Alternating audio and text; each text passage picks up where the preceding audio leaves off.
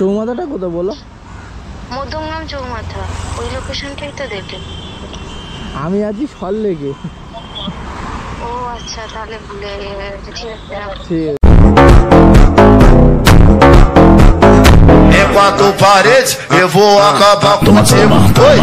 তো বন্ধুরা, দুনিয়া আর কি কি দেখতে বাকি দেখো। লাস্টে নিজেরা মারপিট, বুঝতে পারলে? মানে রাতের তোলাবাজি, দিনে মারপিট।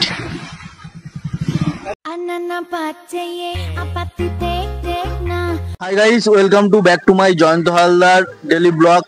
তোমাদের জানাই শুভ সকাল।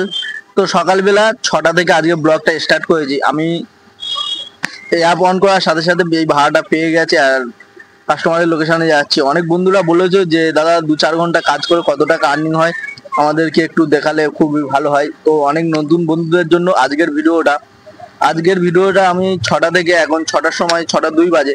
তো 6:02 আমি ভাড়া পেয়েছি, দেখি তোমাদেরকে দেখাতে চাই আজকে কতটুকু ইনকাম করা যায় 6টা থেকে 8:30 পর্যন্ত। তো চলো আজকে পুরো ভিডিওটা দেখতে থাকো কি হতে চলেছে, আজকের পরিস্থিতি কি হয়। আর হ্যাঁ, আজকে এখন ঘড়ির কাঁটা কটা বাজে তোমাদেরকে দেখাই। এখন ঘড়ির কাঁটা বাজে 6:04, ঠিক আছে? 6:04 থেকে 8:30, জোর 8:30 অবধি কাজ করতে পারবো, তারপরে আর কাজ করতে পারবো না, কারণ আমার ডিউটি আছে। আজকে শনিবার তো একটু সকাল সকাল ডিউটি থাকে।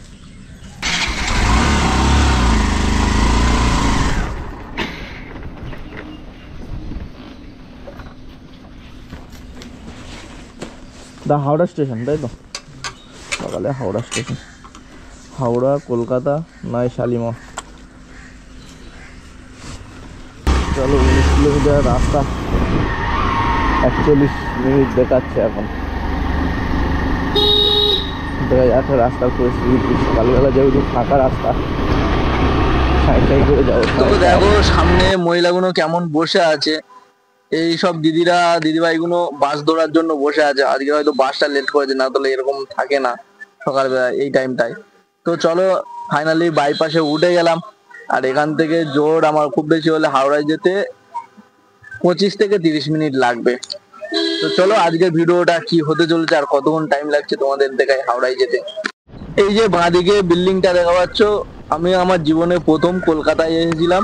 এই বাঁদিকে যে জোড়া একটা সুইমিং পুল আছে, জোড়া বিল্ডিংটার নাম আমি ঠিকঠাক জানি না। তো ওই একদম সায়েন্স সিটির পাশে আমার জীবনের প্রথম কলকাতায় কাজে আসা ওই বিল্ডিং এ। ওখান থেকেই আমার কলকাতার জার্নি শুরু।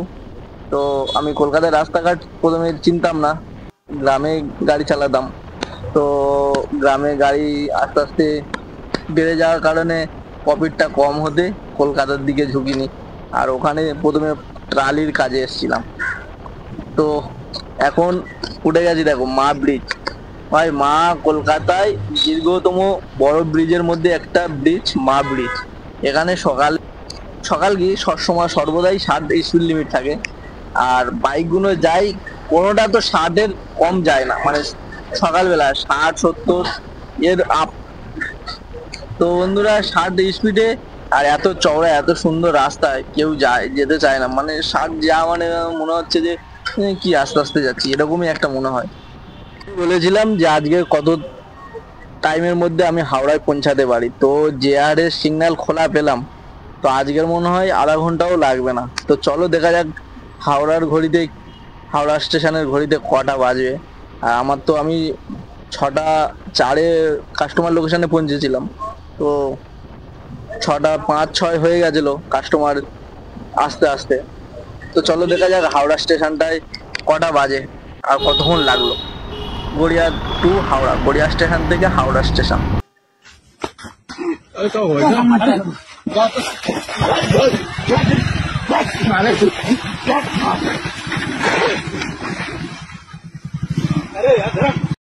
পাইন মারছে।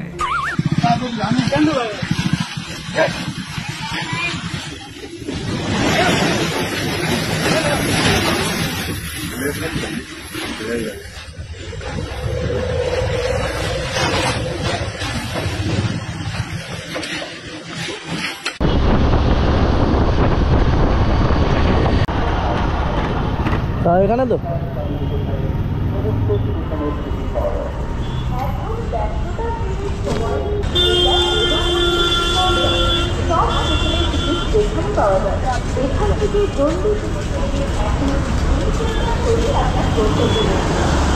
চলো সকালবেলা সকাল 6:36 তার আগে ছেড়ে দিবি। হ্যাঁ থ্যাংক ইউ দাদা।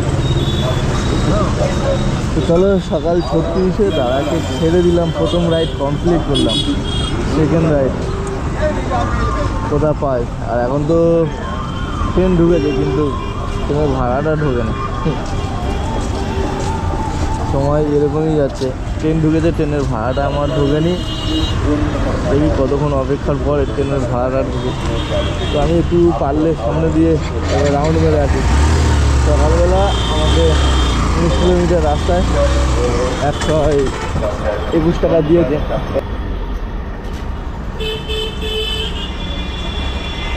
এই জায়গাটা দাঁড়িয়ে যায় এটিএমের সামনে। ভাই 20 মিনিট দাঁড়ানোর পরে হাওড়াতে ভাই খালি গাড়ি নিয়ে চলে যাচ্ছি, তার কারণ ভাড়া একটাও ঢুকছে না। একটা বাইরে থেকে ট্রেন ঢুকলো 6:40-এ, ভাড়া পেলাম না।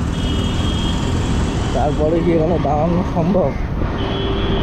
ভাড়া পাবো, হয়তো লেট হবে। আর এটা দেখো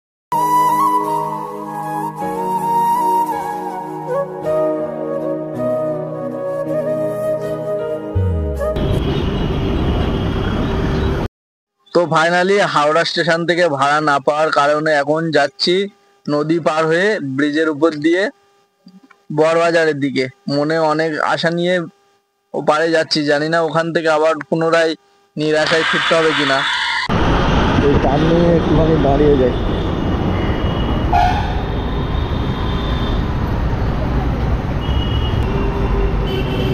সকালবেলা কোম্পানি এটা আমার সাথে করো না ভাই। 2 ঘন্টার জন্য বেরিয়েছিলাম কাজ করা, 2 ঘন্টা কাজ করার জন্য বেরিয়ে ভাই যদি এরকম বসে থেকে সময় চলে যায় তাহলে আর কি হবে ভাই।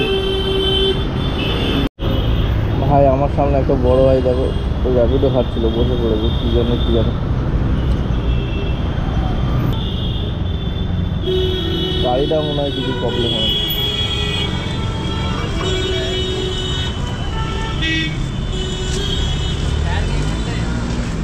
हाँ घूम के थोड़ा आगे एक दुकान है।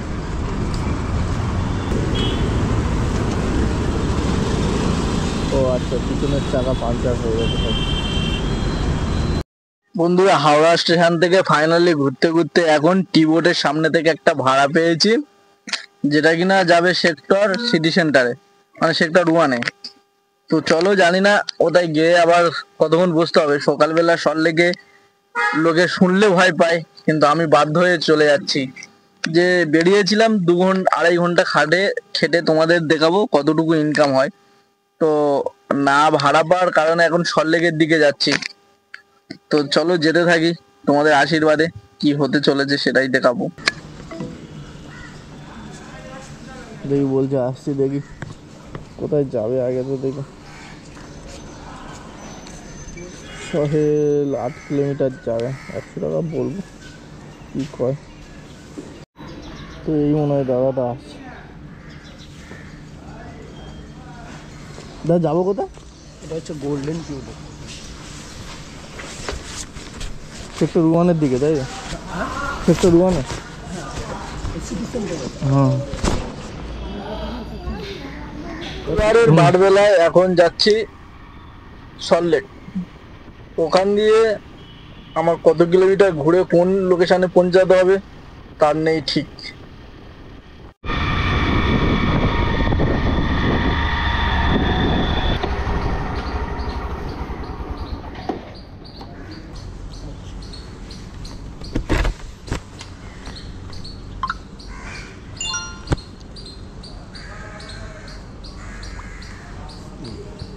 দুটো ভাড়া মারলাম ভাই, দুটো।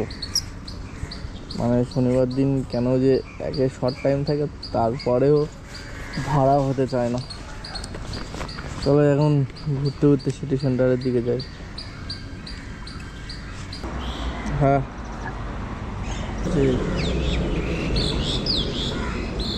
6 কিলোমিটার দূর।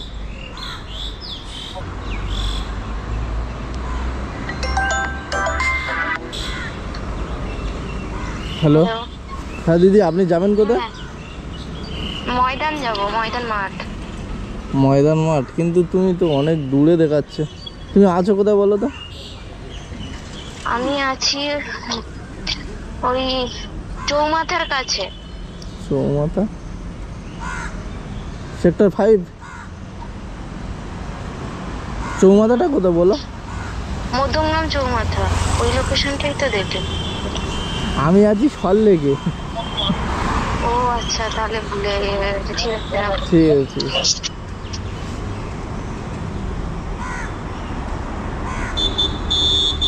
ভাই 6 কিলোমিটার দেখাচ্ছে আর মধ্যমগ্রাম চৌমাথায় আছে।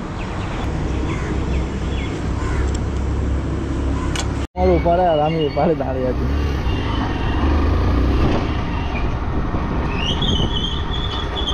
যাবো কোথায়? এই DN25। এতটুকু? হ্যাঁ, এতটুকু? এতটুকু মানে? হ্যাঁ, এতটুকু।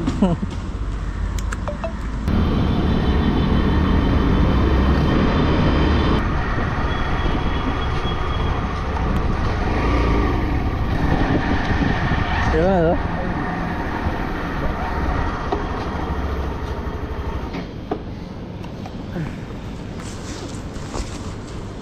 চলো টাটা। সকালবেলা এখন আছি সল্লেক, আর সল্লেক থেকে ভাই 8টা বাজে। এবার বাড়ির দিকে যেতে হবে, কিছু করার নেই, আজকে লসে রান। কি অবস্থা দেখো ভাই, 1.5 কিলোমিটারে এই 30 টাকা পিক আপ করে কোনো লাভ নেই, বাড়ির দিকে হাঁটা মারে। লোকেশনটা দেখো একবার শুধু, এখানে আসলে মন ছুঁয়ে যাবে, কিন্তু দুঃখে মনও আবার ভরে যাবে, তার ভাড়া পাচ্ছে না এখানে এসে। আর পরিবেশ আর লোকেশনটা দেখে মোটামুটি মনটা যতটা খুশি, ঠিক ফোনের দিকে তাকালে ততটাই দুঃখ। তো ভাই ফুল অ্যান্ড ফাইনাল আমি বাড়ি চলে যাচ্ছিলাম খালি গাড়ি নিয়ে। তো দেখো ফাইনালি আমি একটা ভাড়া পেয়ে গেছি। ভগবানের আশীর্বাদে এমন একটা ভাড়া দিয়েছে, তো একদম পুরো অজয়নগর, আমি যেখানে কাজে যাব তার থেকে 3 কিলোমিটার ডিস্টেন্স। মানে এখান থেকে আমি 15 কিলোমিটার খালি চলে যাচ্ছিলাম, ঠিক নিকো পার্কে সামনে দিয়ে ভাড়াটা পাই, ইউটার্ন করে 1.5 কিলোমিটার আমাকে ঘুরে আসতে হয়। তো ফাইনালি দাদার লোকেশনের প্রায় কাছাকাছি চলে এসেছি। দেখি একবার ফোন করি।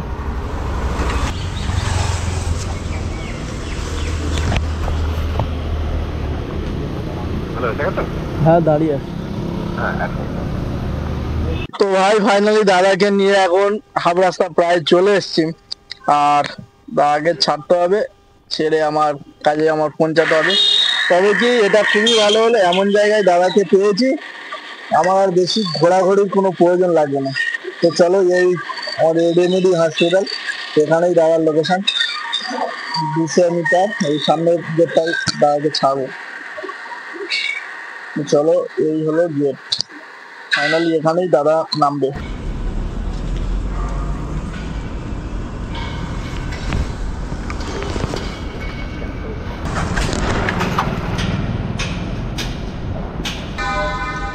চলো, এখানে সবকিছু বন্ধ করে দিই, র্যাপিডো বন্ধ করে দিলাম।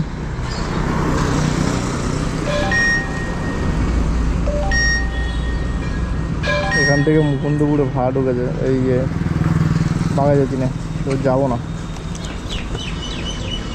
হাতে টাইম নেই ভাই, এখন যেতে হবে আমার কাজের জায়গায়। তো বন্ধুরা চলো, এখানে শেষ করছি আজকের ভিডিওটা। সবাই সুস্থ থেকো, ভালো থেকো। হ্যাঁ, আর তোমরা মনে মনে ভাবছো যে 2 ঘন্টা 2.5 ঘন্টায় গাড়ি চালিয়ে কত ইনকাম হয়েছে, তো দেখলে আজকের বাজারটা প্রচন্ড হারে খারাপ। যেখানে যাচ্ছি বসে যাচ্ছি, আর 2-4 কিলোমিটার ঘুরে ঘুরে তাও আমি 400 টাকা ইনকাম হয়েছে, সরি 450 টাকা। তো 450 টাকা আজকের, এখন বাজে 9:30। তো এখান থেকে আমার দৌড়ে দৌড়ে যেতে হবে। তো চলো আজকে ভিডিওটা এখানে শেষ করছি, সবাই সুস্থ থেকো, ভালো থেকো, দেখা হচ্ছে নেক্সট অন্য কোনো ভিডিওতে।